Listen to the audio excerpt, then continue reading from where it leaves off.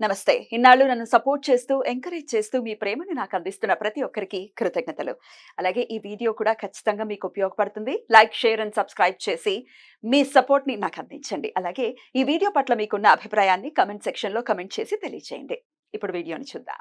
నమస్తే. Welcome to our channel. నేను పద్మిని. ప్రస్తుతం మనతో పాటు ప్రముఖ ఆధ్యాత్మికవేత్త, ఆస్ట్రోన్యూమరాలజిస్ట్, ఎనర్జీ వాస్తు స్పెషలిస్ట్, శ్రీవిద్య ఉపాసకులు శ్రీమతి జయప్రద గారు మనతో పాటు ఉన్నారు. మాట్లాడదాం. నమస్కారం అండి. నమస్తే అమ్మ. శ్రీమాత్రే నమః. బాగున్నారా? బాగున్నామ్మా. బాగున్నారు. మీరు కూడా చాలా చక్కగా ఉన్నారు. Thank you so much. శని త్రయోదశి అంటే ప్రదోష సమయంలో త్రయోదశి ఘడియలు లేనప్పటికీ సూర్యోదయానికి త్రయోదశి ఖచ్చితంగా ఉంది రేపు. అయితే శని భగవానుడికి త్రయోదశి తిథితో చాలా ప్రీతి ఆ తిథి అనేది చెప్తూ ఉంటారు. సర్వసాధారణంగా వింటూ ఉంటారు. మరి రేపటి రోజున ఏమైనా వినియోగించుకోవచ్చు. ఎందుకంటే శని అంటేనే ఒక ఇంత భయం ఖచ్చితంగా ఉంటుంది. మరి లెక్కలు మాస్టర్ కదా.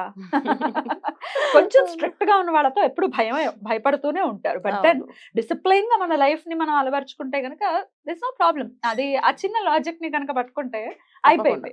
బట్ దెన్ రేపటి రోజున వినియోగించుకోవటానికి ఆస్కారం ఉందంటారా? ఒక్కసారి మీ ద్వారా. తప్పకుండా చక్కగా వినియోగించుకోవచ్చు. ఎందుకంటే ఎప్పుడైనా దైవ సేవ చేయడానికి ఆలోచించగలదు. చెయ్యాలా వద్దా నియమాలు ఏం పెట్టుకోకలేదు. చేయాలి మనసుకు అనిపించింది చక్కగా చేసేయడమే.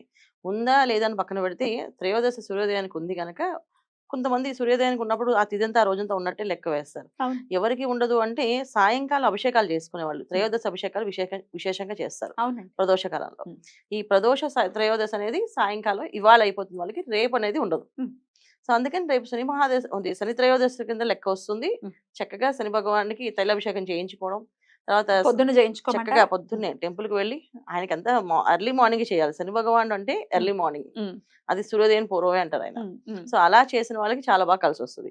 సో 6 గంటలకల్లా టెంపుల్లో ఉండి చక్కగా శని త్రయోదశి కనుక శని భగవానికి తైలాభిషేకం చేపిస్తే మన జాతకంలో ఒకవేళ శని భగవాన్ ఒకవేళ ఇబ్బంది ఉన్నా, చాలా మంది రాసులకి ఇప్పుడు ఏళ్ళనాటి శని ప్రభావం ఉంది. అలాంటి వాళ్ళకి కూడా ఇది మంచి ఉపయోగపడుతుంది. అయితే ప్రత్యేకించి ఎవరెవరు చేయించుకోమంటారు చెప్పండి? ఏ రాసులు వాళ్ళు?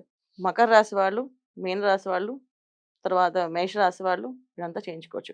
ఈ స్పెషల్గా మీన రాశి వాళ్ళు చేయించుకుంటే చాలా చాలా విశేషం. చాలా విశేషమైన ఫలితాలు వస్తాయి వాళ్ళకి. ఎందుకంటే వాళ్ళకి ఆరోగ్య సమస్య కూడా ఉంది. మీనరాశి వాళ్ళకి ఏళ్ళనాటి శని ప్రభావం ఉన్నప్పటికీ ఆరోగ్య సమస్య కూడా ఉంది వాళ్ళకి కొంచెం. సో అందుకని ఈ ఆరోగ్య సమస్య నుంచి బయటపడే అవకాశం ఏంటంటే ఆయన్ని ప్రార్థన చేయడం వల్ల బాగుంటుంది. అయితే కర్కాటక రాశి వారికి కూడా అష్టమ శని నడుస్తుంది. వృశ్చిక రాశి వారికి అర్ధాష్టమ శని నడుస్తుంది. వీరు కూడా చేయించుకోవచ్చు. చక్కగా చేయించుకోవచ్చు. అసలు అంటే శని భగవాన్ దగ్గరికి చేయించుకోవాలంటే అందరూ చేయించుకోవాలి. వాళ్ళు ఏమిటి అది ఎందుకంటే ఒకటి శనివారం రోజున జనరల్ గా శనివారమే మనం ఖచ్చితంగా ప్రతి ఒక్కరు వెళ్ళి అభిషేకం చేయించుకోవడం వల్ల వాళ్ళకున్న ఆర్థిక ఇబ్బందుల నుంచి బయటపడతారు.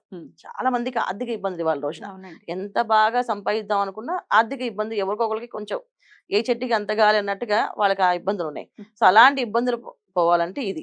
తర్వాత బాగా రోగపీడ అంటే ఎవరికి బాగా రోగాలతో కానీ ఇబ్బందితో బాధపడుతూ అసలు ఒక్కొక్కసారి వాళ్ళకి ఒంట్లో బాధని హాస్పిటల్ చెకప్ చేయిస్తే అసలు ఏ ప్రాబ్లం లేదని చెప్తారు. కానీ వీళ్ళకి మాత్రం శరీరం హూనంగా ఉంటుంది. అదొక రకమైన జాతకంలో ఉండే యోగం అనమాట. అది పీడ యోగం అంటారు.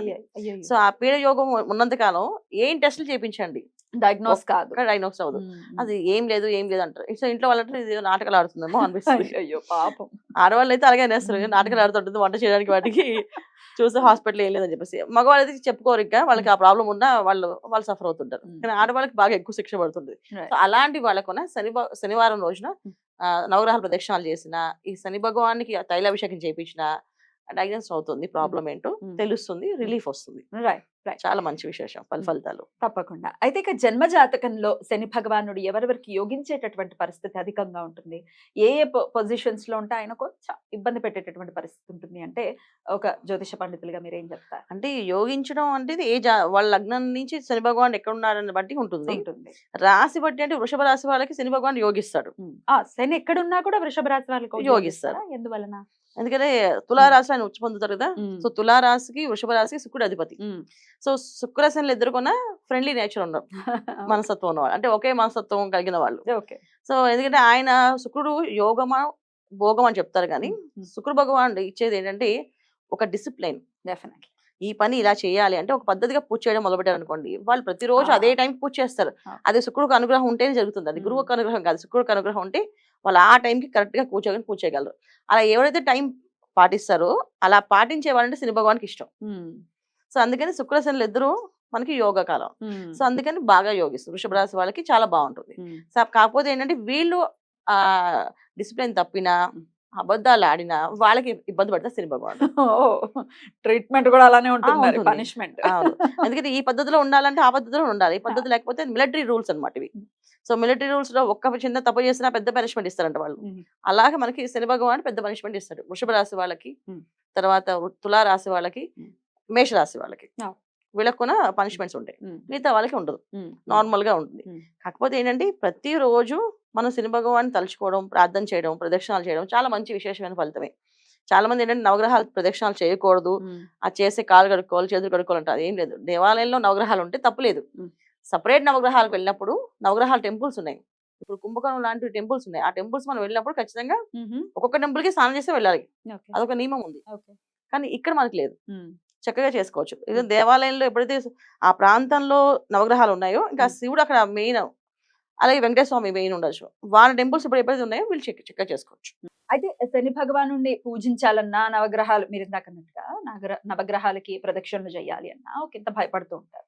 ఇది చేయొచ్చని కొంతమంది, చేయకూడదని కొంతమంది, చేసాక కాళ్ళు కడుక్కోవాలని కొంతమంది, అక్కర్లేదని కొంతమంది, స్నానాలని కొంతమంది, బట్టలు అక్కడ వదిలే అసలు అసలు అర్థం కానటువంటి పోకళ్ళు ఇవన్నీ కూడా. బట్టలు వదిలేయటం ఏమిటి అంటే ఆయన పేడలాగా భావిస్తే బట్టలన్నీ వదిలేసి ఆడ పడేసి వచ్చేస్తాం. ఆయన లేని జీవితం ఏమిటి? ఆయన ఎందుకు ఉండరు? ఏంటో అసలు లాజికల్ గా అసలు బ్రెయిన్ పెట్టి ఆలోచించారేమో అని అనిపిస్తుంది. బట్ దెన్ ఎవరి భయాలు వాళ్ళకు ఉంటాయి కాబట్టి శని ఒక అధిదేవతల్ని గనక పూజించుకుంటే ఎట్లాంటి ఫలితాలు వస్తాయనుకోవచ్చు? తప్పకుండా. అంటే బట్టలు వదిలేస్తానని చెప్పారు కదా, దానికి వివరణ చెప్తా. ఎందుకు బట్టలు వదిలేయమంటారు అంటే వీళ్ళు పూజ చేసేటప్పుడు ఆలోచన విధానాన్ని కాలసర్ప దోష నివారణ పూజన చేస్తారు. అప్పుడు బట్టలు వదలమని చెప్పి శని భగవానికి వదలకూడదు. కాలసర్ప దోష పూజన చేపిస్తారు. ఆ పూజ చేసినంత కాలం వీళ్ళకి చేసినంతసేపు వీళ్ళ ఆలోచన ఎంతసేపు ఒక భయంకరంగా ఆలోచిస్తారు. అంటే కాలసర్ప దోషం అంటే పామ, ఒకవేళ పూజ చేస్తారు కొంతమంది ఫన్నీగా మాట్లాడుతుంటారు. ఇప్పుడు నిజంగా కాలసర్ప దోషం చేస్తుంటే మన జాతకం నుంచి పాము వెళ్ళిపోయినట్టేనా? సో పాములు ఉన్నట్టేనా? సో అంటే పాములు ఉండి చేసేయడం అంటారని, దీన్ని నిజంగా పాము కింద కనిపిస్తారా? మనకు అద్దంలో ఏమైనా పాము కనిపిస్తుంది ఇప్పుడు అని చెప్పి కళ్ళలో పాము కనిపిస్తుందా? ఇలాంటి పిచ్చి పిచ్చి ప్రశ్నలు కూడా చాలా మంది అడుగుతారు. డెఫినెట్లీ పాము లేని జీవితం ఒకసారి ఊహించుకోండి. అసలు పాము అనేది మన మన వ్యవస్థలో మన మన శరీరంలోనే ఒక చక్రాల రూపంలో ఒక పాము ఉంది. 2 రకాల పాములు ఉంటాయి. సో చుట్టుకుని ఉంటాయి. సో అందుకని వీళ్ళు ఆలోచన విధానం అలా ఉంటుంది. ఆ ఆలోచన విధానాన్ని బట్టి వీళ్ళు ఏం చేస్తారంటే స్నానం చేసి ఆ బట్టలు అక్కడ వదిలేసి మీ ఆలోచనలు అక్కడ వదిలేయమని చెప్పి, సో ఆ బట్టలు వదిలేయమని. ఎందుకంటే ఎప్పుడైతే ఒక చీర మనం కట్టుకున్నాం అనుకోండి, ఈ చీర మనం పెళ్లికి కట్టుకున్నాం అని ఆ చీర కట్టుకున్న మనం ఈ చీర మన పెళ్లిలో ఆ రోజు పెళ్లిలో కట్టుకున్నాం, బాగా బాగుందని చెప్పారు, అందరూ ఫోటోలు తీసాం, చక్కగా బాగుందని మళ్ళీ కట్టుకున్నప్పుడు ఆ పెళ్లి గుర్తొస్తాయి. అలాంటి మెమరీస్ గుర్తొచ్చి మన మానసిక స్థితి అలా ఉంది కనుక మనుషుల్లో.